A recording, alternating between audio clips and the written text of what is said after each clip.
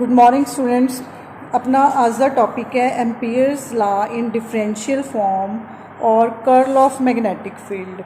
देखो ਆਪਾਂ ampere law ਦੀ पिछले ਲੈਕਚਰ ਦੇ ਵਿੱਚ ਇੰਟੈਗਰਲ ਫਾਰਮ ਦੇਖੀ ਸੀਗੀ। ਅਗਰ ਤੁਹਾਨੂੰ ਯਾਦ ਹੋਏ ਤਾਂ ਇੰਟੈਗਰਲ ਫਾਰਮ ਕੀ ਸੀਗੀ एम्पीयर लॉ ਦੀ? Line integral of magnetic field.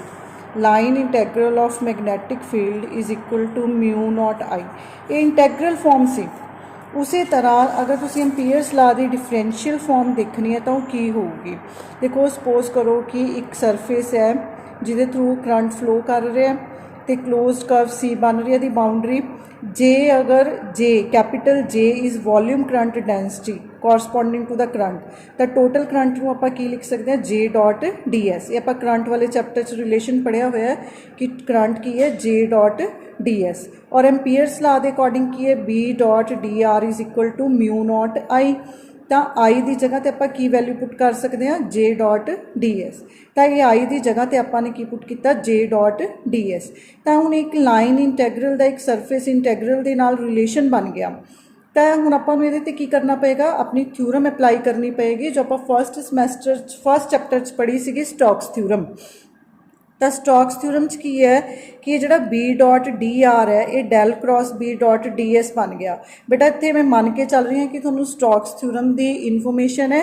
सो अपना ये जो लाइन इंटैगरल से कच चेंज हो गया, ये सरफेस इंटैगरल चेंज हो गया। तो अगर असीं इन्हां दोनों इक्वेशनस नूं इक्वेट करते हैं तो अपने को डेल क्रॉस बी की बन गया, it is equal to mu naught J बन गया। तो ये एक तरह की कर्ल है, एक ही है कर्ल, इस करके बोले curl of magnetic field. So del cross b is equal to mu naught j. This equation is known as Ampere's law in differential form. ठीक है। और ये की शो करता है जिस तरह अपना डेल क्रॉस ई जोड़ा आ रहा सी, डेल क्रॉस ई इलैक्ट्रोस्टैटिक अगर तुहानूं याद होए तो डेल क्रॉस ई जोड़ा सी पॉइंट चार्जिस के लिए जीरो सी। दैट मीनस कि वो कंजरवेटिव सी। हुण इत्थे अपने कोल की आ गया, अपने कोल डेल क्रॉस बी जीरो नहीं आ रहा, अपने कोल डेल क्रॉस बी की वैल्यू आ रही है म्यू नॉट जे। इस करके ये जिहड़ी इक्वेशन है ये लई जिहड़ा मैगनैटिक फील्ड है कंजरवेटिव नहीं हैगा। क्लीयर है। तो कर्ल ऑफ मैगनैटिक फील्ड तो आपको डिफरेंट रिलेशनस पता चल गए कि जोड़ा मैगनैटिक फील्ड है वो कंजरवेटिव नहीं है। उस तो बाद है divergence of magnetic field. Magnetic field की आप डाइवरजेंस फाइंड आउट करके देखते हैं। आप देखो इलैक्ट्रिक फील्ड की डाइवरजेंस का रिलेशन अगर थोड़ा याद होए तो इलैक्ट्रिक फील्ड की डाइवरजेंस की सी रो पॉन एप्साइलम नॉट सी। ठीक है। डेल डॉट ई की सी रो पॉन एप्साइलम नॉट। सिमिलरली हुण आपां चैक करना है कि डेल डॉट बी अपने कोल की बनता है। तो डाइवरजेंस ऑफ मैगनैटिक फील्ड देखो अकॉर्डिंग टू बायट-सेवरेट लॉ जिहड़ा मैगनैटिक फील्ड है वह रिलेशन अपना की सी mu naught 4 pi I d r dash cross r upon r cube सी। क्लीयर। तो आप दोनों साइड्स से की लै लैनी है डाइवरजेंस लै लैनी है।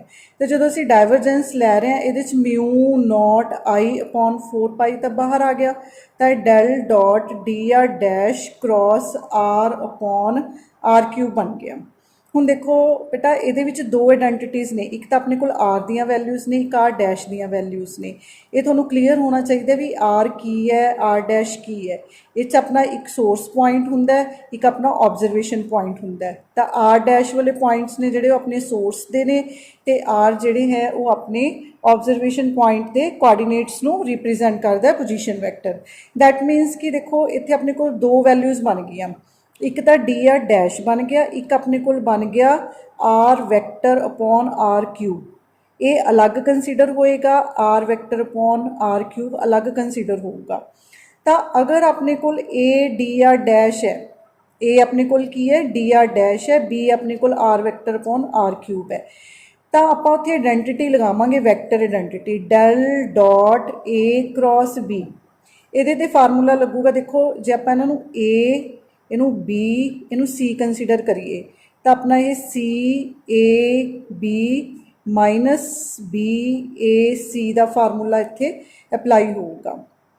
क्लीयर है। ए अपना की है डेल बी ए सी की है बी। तो ये फार्मूले के अकॉर्डिंग देखो अगर असी डाइवरजेंस फाइंड आउट करते हैं d r dash cross r vector upon r cube की ਤਾਂ ਇੱਥੇ ਆਪਣੇ ਕੋਲ ਆਪਣੀ ਸੈਕਿੰਡ ਵੈਲਿਊ ਕੀ ਹੈ, r vector upon r cube dot del cross d r dash minus फिर second function as it is dot del cross r vector upon r cube. हुण इहदे विच आह वाला जिहड़ा फैक्टर है वो जीरो है। क्यों जीरो है?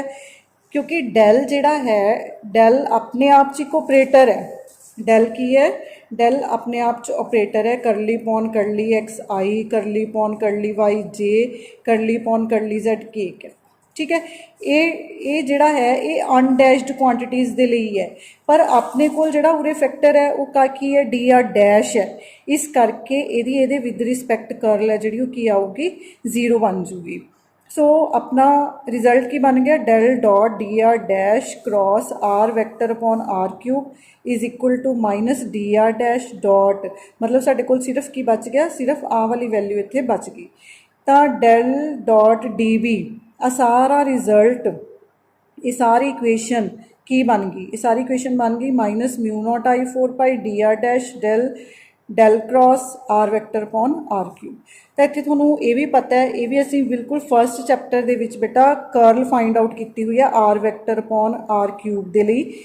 तो जिहड़ा ग्रेडियंट है, ग्रेडियंट 1/r दा हुंदा है minus r vector upon r cube. That means कि r vector upon r cube की जगह आप की लिख सकते हैं, ग्रेडियंट 1/r लिख सकते हैं विद नैगेटिव साइन। एक नैगेटिव साइन आ पिया सी, माइनस माइनस की हो गया प्लस हो गया। सो अपने को del dot b mu naught upon 4 pi I d r dash dot del cross gradient of 1/r clear है। हुण ग्रेडियंट की जिहड़ी कर्ल हुंदी है वो जीरो हुंदी है।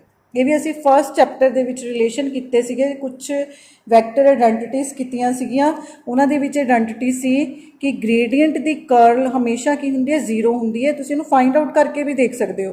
तो ये सारा फैक्टर की हो गया अपने कोल जीरो बन गया, तो मतलब डेल डॉट बी की बन गया, जीरो बन गया। हुण इहदा रिजल्ट की निकलदा, देखो अपने को बन गया del dot d b is equal to zero, मतलब मैगनैटिक फील्ड की जी डाइवर्जेंस है वो जीरो है। मतलब मैगनैटिक फ्लक्स जिहड़ा है उसकी डाइवर्जेंस जिहड़ी है वो जीरो है। इसदा मीनिंग की है? इसदा मीनिंग है कि मैगनैटिक, बहुत इंपॉर्टेंट रिजल्ट है ये, magnetic monopoles do not exist.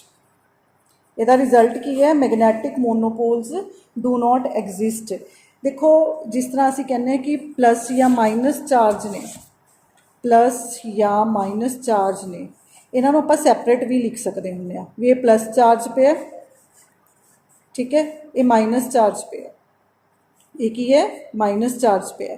पर की असी नॉर्थ साउथ नूं कदे सैपरेट करके लिखते हैं? नहीं, क्योंकि एक मैगनेट दे विच जिहड़े उहदे नॉर्थ साउथ ने वो कदे भी सैपरेट नहीं करके लिख सकते। इस करके जिहड़े मैगनैटिक मोनोपोल्स ने वो एग्जिस्ट ही नहीं करते। तो ये जिहड़ा फ्लक्स का जीरो होना है, ये फ्लक्स का जीरो होना ही सानू शो करता है कि मैगनैटिक मोनोपोल्स ने जिहड़े वो एग्जिस्ट नहीं करते। आ देखो, we conclude that magnetic charge density is zero. This means that there doesn't exist isolated magnetic pole in nature. This is fundamental difference between electrostatic and magnetostatic field. देखो हुण असी पूरी कंप्लीट इलैक्ट्रिसिटी पढ़ रहे हैं या कंप्लीट मैगनैटिज्म पढ़ रहे हैं, दोनों दे विच बहुत सिमिलैरिटीज़ ने, मैक्सीमम सिमिलैरिटीज़ ने दोनों दे विच, दोनों एक दूजे दे वाइस वर्सा ने। पर उन्होंने एक मेन डिफरेंस भी है, वो डिफरेंस यही है बेटा कि जेडे अपने चार्ज ने प्लस माइनस इन्हों तो असी सैपरेटली लिख सकते हैं, ये एग्जिस्ट कर सकते हैं। पर मैगनेट जिहड़ा है, मैगनेट के नॉर्थ साउथ नूं असी कदे भी सैपरेट नहीं कर सकते। तुसीं इहदे जिन्ने मर्जी फाइन पीस कर लो, पर उहदे जिहड़े नॉर्थ साउथ होणगे वो इंडिपेंडेंटली एग्जिस्ट करनगे। दैट्स वाई जिहड़ा आउटवर्ड मैगनैटिक फ्लक्स है वो की होगा, जीरो होगा, क्योंकि उन्हें कंप्लीट कर लिया अपना सारा। उस तो बाद नैक्सट है मैगनैटिक फ्लक्स की डेफिनेशन। देखो मैगनैटिक फ्लक्स की डेफिनेशन की है, जिस तरह असी इलैक्ट्रिक फ्लक्स बोलते हैं कि total number of electric line of forces crossing the area normally, उस तरह मैगनैटिक फ्लक्स है। हुण सपोज करो कि तुसी कोई मैगनैटिक फील्ड है, तुसी मैगनेट्स रखे हुए ने, मैगनेट्स के नेड़े तेड़े तुसी कोई आयरन का पीस लिया है या कोई होर ऐसा मटीरीयल लिया है ਜਿਹੜਾ कि अट्रैक्ट ਹੁੰਦਾ मैगनैटिक फील्ड ਦੇ ਵਿੱਚ, ਤਾਂ ਉਸ ਸਪੈਸੀਮੈਨ ਦੇ ਵਿੱਚੋਂ ਕਿੰਨਾ ਕੁ ਮਤਲਬ ਉਹਦੀ ਐਕਸਟੈਂਟ ਕੀ ਹੈ ਮੈਗਨੇਟਾਈਜ਼ ਹੋਣ ਦੀ, ਉਹ ਡਿਪੈਂਡ ਕਰਦੇ ਵੀ ਉਹਦੇ ਚੋਂ ਮੈਗਨੈਟਿਕ ਲਾਈਨ ਆਫ ਫੋਰਸਿਸ ਕਿੰਨਾ ਕੁ ਪਾਸ ਕਰਦੀਆਂ ਨੇ। ਠੀਕ ਹੈ, ਉਹਨੂੰ ਅਸੀਂ ਕੀ ਬੋਲ ਦਿੰਦੇ ਹਾਂ, ਫਲਕਸ ਬੋਲ ਦਿੰਦੇ ਹਾਂ। ठीक है, सो कहते consider an open surface as in magnetic field भी d s small area element ले लिया, then magnetic flux through this area is defined as dot product of magnetic field and that area. Clear, तो flux की है, flux की बन गया B dot d S, क्योंकि असीं इहनूं ओवर द एरिया देखते हैं तो बी डॉट डी एस। उस तो बाद जिहड़ा मैगनैटिक फ्लक्स है ਇਹਦੇ यूनिट्स की होणगे, मैगनैटिक फ्लक्स के यूनिट्स होणगे एरिया के ते मैगनैटिक फील्ड के। मैगनैटिक फील्ड के यूनिट्स ने टैसला, मैगनैटिक फील्ड के यूनिट्स ने टैसला, तो इत्थे एरिया के यूनिट्स की हो गए, मीटर स्केयर हो गए। तो मैगनैटिक फ्लक्स का यूनिट हो गया अपना टैसला इंटू मीटर स्केयर, तो इसे टैसला इंटू मीटर स्केयर में आपां की बोलते हैं, वैबर बोलते हैं। ठीक है, तो इत्थे अपना मैगनैटिक फ्लक्स का यूनिट की है, वैबर या tesla into metre square. Next है Gauss law for मैगनैटिज्म।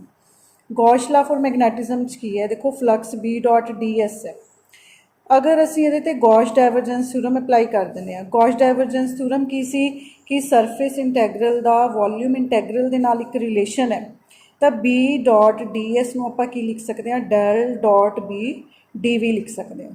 Del dot B मतलब ये ते इस पोर्शन ते गॉश डाइवर्जेंस थ्योरम अप्लाई करन तो बाद इनू असीं की लिख लिया, del dot b d we.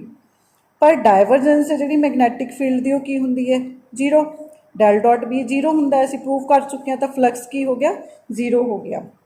That means b dot d s की हो गया, जीरो हो गया। ये इक्वेशन असीं की बोलते हैं, Gauss law for magnetism. It states that, देखो ये की दस रही है इक्वेशन सानू, total outward magnetic flux through any closed surface is zero. वो जीरो क्यों है, क्योंकि कोई फ्री चार्जिस, कोई फ्री मोनोपोल्स ने जिहड़े वो नेचर च एग्जिस्ट नहीं करते, इस करके यही। उस तो बाद बेटा थोड़ी बुक्स दे विच एक टेबल है, देखो कंपैरिजन है बिटवीन इलैक्ट्रोस्टैटिक एंड मैगनैटोस्टैटिक फील्ड्स दे विच। ठीक है, ये आपां सारा कुछ पढ़िया होया ऑलरेडी, पॉइंट्स की फॉर्म च ने थोड़ी बुक च टेबल बनाता, तो तुसीं अपने आप रीड करना। सो उस तो बाद एक छोटा जिहा टॉपिक होर करवा रही हैं, देखो magnetic scalar and vector potentials. Scalar and vector potentials magnetic की होंदे हैं। आपां मैगनैटिज्म दियां जिहड़ियां बेसिक दो इक्वेशनस आपां ने जनरेट कीतियां ने वो देखते हैं। डेल डॉट बी देखिया, डेल क्रॉस बी देखी। क्लीयर है, हुण सपोज करो कि करंट फ्री स्पेस है। इनिशियली आपां की देख रहे हैं, मैगनैटिक स्केलर पोटेंशियल। अगर करंट फ्री स्पेस है मतलब जे जीरो है, जे जीरो है, तो डेल क्रॉस बी की हो गया, जीरो हो गया। फिर जे डेल क्रॉस बी जीरो है, अगर थोनू याद होए कि अगर किसी वैक्टर दी करल जीरो हुंदी है तो आपां बोलते हैं कि उस वैक्टर नू असी नैगेटिव ग्रेडियंट दे नाल एक्सप्रैस कर सकते हैं। ये फंडामेंटल इक्वेशन सी कि अगर किसी वैक्टर दी करल जीरो है तो उस वैक्टर नू असी नैगेटिव ग्रेडियंट ऑफ पोटेंशियल दे नाल रिप्रेजेंट कर सकते हैं। क्लीयर, इत्थे भी यही चीज़ है कि अगर करंट फ्री स्पेस है तो डेल क्रॉस बी जीरो हो गया। ठीक है, that means b can be written as some negative gradient of potential. ये जिहड़ा ये वी एम है, इनू असीं की बोलते हैं, क्योंकि स्केलर फंक्शन का हुंदा है, इनू ये बोलता है मैगनैटिक स्केलर पोटेंशियल। पर इन जनरल क्योंकि जिहड़ा मैगनैटिक फील्ड है, उसकी करल जीरो नहीं हो सकती, वो नहीं पॉसीबल हैगी। सो मैगनैटिक फील्ड जिहड़ा है, it can not be expressed as negative gradient of magnetic scalar potential at points where current exist. तो इत्थे इहदे च पॉइंट बनता है कि अगर किसी पॉइंट ते करंट एग्जिस्ट करता है, ये तो आप कह रहे थे करंट फ्री स्पेस तो पॉसिबिलिटी हो सकती है, पर अगर करंट एग्जिस्ट करता है तो उत्थे तुसी मैगनैटिक फील्ड नू नैगेटिव ग्रेडियंट ऑफ पोटेंशियल दे नाल एक्सप्रैस नहीं कर सकते। ਨੈਕਸਟ ਵੈਕਟਰ ਮੈਗਨੈਟਿਕ ਪੋਟੈਂਸ਼ੀਅਲ ਕਿਵੇਂ ਫਾਈਂਡ ਆਊਟ ਕਰਨਾ ਹੈ। ਡੈਲ ਡਾਟ ਬੀ 0 ਹੈ, ਠੀਕ ਹੈ। ਸਪੋਜ਼ ਕਰੋ ਕਿ ਅਸੀਂ ਡੈਲ ਡਾਟ ਡੈਲ ਕ੍ਰਾਸ ਏ ਦੀ ਕੋਈ ਆਇਡੈਂਟਿਟੀ ਲਿਖ ਲਈ, ਇਹ ਕੋਈ ਵੈਕਟਰ ਕੁਆਂਟਿਟੀ ਹੈ ਸਪੋਜ਼। ਤਾਂ ਅਗਰ ਅਸੀਂ ਇਹਨਾਂ ਦੋਨਾਂ ਇਕੁਏਸ਼ਨਸ ਨੂੰ ਕੰਪੇਅਰ ਕਰੀਏ, ਜਦੋਂ ਅਸੀਂ ਕੰਪੇਅਰ ਕਰਦੇ ਹਾਂ ਤਾਂ ਬੀ ਨੂੰ ਅਸੀਂ ਕੀ ਲਿਖ ਸਕਦੇ ਹਾਂ, ਬੀ ਨੂੰ ਅਸੀਂ ਇਹ ਸਾਰਾ ਡੈਲ ਕ੍ਰਾਸ ਏ ਲਿਖ ਸਕਦੇ ਹਾਂ। ਅਗਰ ਕੰਪੇਅਰ ਕਰਦੇ ਹਾਂ B is equal to del cross A, ਇਹਦਾ ਮਤਲਬ ਇਹ ਹੈ ਕਿ ਮੈਗਨੈਟਿਕ ਫੀਲਡ ਨੂੰ ਅਸੀਂ ਵੈਕਟਰ ਪੋਟੈਂਸ਼ੀਅਲ ਦੇ ਨਾਲ ਰਿਪਰੈਜ਼ੈਂਟ ਕਰ ਸਕਦੇ ਹਾਂ। ਮੈਗਨੈਟਿਕ ਫੀਲਡ ਨੂੰ ਅਸੀਂ ਵੈਕਟਰ ਪੋਟੈਂਸ਼ੀਅਲ ਦੇ ਨਾਲ ਰਿਪਰੈਜ਼ੈਂਟ ਕਰ ਸਕਦੇ ਹਾਂ। ਹੁਣ ਉਰੇ ਕੁਐਸਚਨ ਇਹ ਹੈ ਵੀ ਜਿਹੜਾ ਇਹ ਏ ਹੈ, ਇਹ ਜਿਹੜਾ ਵੈਕਟਰ ਪੋਟੈਂਸ਼ੀਅਲ ਹੈ, ਇਹ ਕੀ ਚੀਜ਼ ਹੈ, ਠੀਕ ਹੈ। ਸੋ ਇਹ ਜਿਹੜਾ ਵੈਕਟਰ ਪੋਟੈਂਸ਼ੀਅਲ ਹੈ ਆਪਾਂ ਨੈਕਸਟ ਲੈਕਚਰ ਦੇ ਵਿੱਚ ਫਾਈਂਡ ਆਊਟ ਕਰਾਂਗੇ। ਸੋ ਇੱਥੇ ਤੱਕ ਬੇਟਾ ਆਪਣਾ ਕੰਪਲੀਟ ਕਰੋ। Thanks a lot.